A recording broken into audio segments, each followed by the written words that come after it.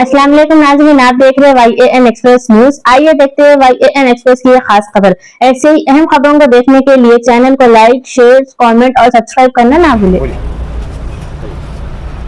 अस्सलाम वालेकुम। आज मैं मेरे साथ दत्तात्रेय कॉलोनी सेक्रेटरी साहब और वहाँ के हमारे आसिफ नगर मुकामी लोग आज एक्साइज डिपार्टमेंट के कमिश्नर साहब से हमने आके मुलाकात कर हमने जो आसिफ नगर के जो वाइन शॉप्स की जो आफत वहाँ के लोगों के ऊपर और जो किस्म के तकलीफ़ात वहाँ पे हो रहे हैं वो पूरी तौर पे हमने यहाँ पे बयान किया। कमिश्नर साहब ने हमें पूरी तौर पे तवक्कुन दिया है कि इनके ऊपर ये इंडिपेंडेंट इंक्वायरी करेंगे और आवाम की सहूलत के लिए वहाँ पे जो भी इक़दाम लेना है वो बराबर लेंगे। हमारा सीधी तौर पे मुतालबा ये था कि बेशक जो भी ये बाहर से इन्होंने हुकूमतों को करोड़ों रुपए देकर ये टेंडर्स लिए हैं, मगर इससे हमारा कोई मतलब नहीं। हमारा काम ये है कि रियासत की रेवेन्यू से हमारी कोई ताल्लुक़ नहीं है, मगर आवाम की वहाँ पे तकलीफ़ात नहीं होना चाहिए।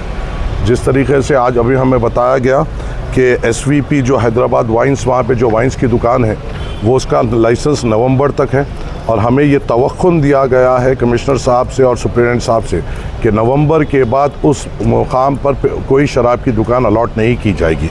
उसी के साथ हमें ये भी कहा गया है कि जो बालाजी रेस्टोरेंट एंड बार है उसकी भी शिफ्टिंग की कार्रवाई चल रही है और 1-2 महीने में उसकी शिफ्टिंग हो जाएगी और वहाँ से उसको भी हटाया जाएगा।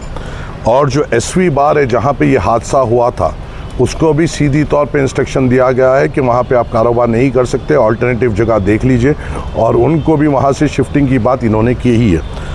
और हमारा ये था मुतालबा कि हमने उनसे ये कहा है कि आप कुछ भी इक़दाम लीजिए। अगर हम 1-8 महीने की बात है तो हम हुकूमत से हम कोऑपरेट करने के लिए तैयार हैं, मगर अगर आप लोग ज़बान देंगे और फिर वो ज़बान से पलटेंगे और ये शराब की और ये इसकी दुकानों की आफत वहीं पे रहेगी तो हम और पुरज़ोर वहाँ पे एहतजाज करेंगे और इस बार का एहतजाज और तेज़ होगा और शिद्दत भरा होगा। तो मगर कमिश्नर साहब ने मेरे साथ साथ वहाँ के जो मुकामी लोग मेरे साथ हैं उनको पूरी तौर से तवक्कुन दिया कि वो ख़ुद एक इंडिपेंडेंट इंक्वायरी करेंगे और इस पर इक़दाम लेंगे। और इंशाअल्लाह ताला मैं आपके ज़रिए से वादा करता हूँ कि जब तक ये पूरी तौर पे मुकम्मल तौर से वहाँ से ये लोगों को नहीं हटाएंगे हम सुकून से नहीं बैठेंगे। इनका नवंबर तक इतने सालों की हमारी तकलीफ़ जो है शायद नवंबर तक अपने को ऊपर नीचे होते और तकलीफ़ होना पड़ेगा। जो मुझे पता चला है कि ये लोग भी कोर्ट को गए हैं अपने लाइसेंस को बताते हुए कि हमें लाइसेंस होते हुए भी इतने करोड़ों रुपए दिए बाद से भी हमारी दुकानों को बंद किया गया।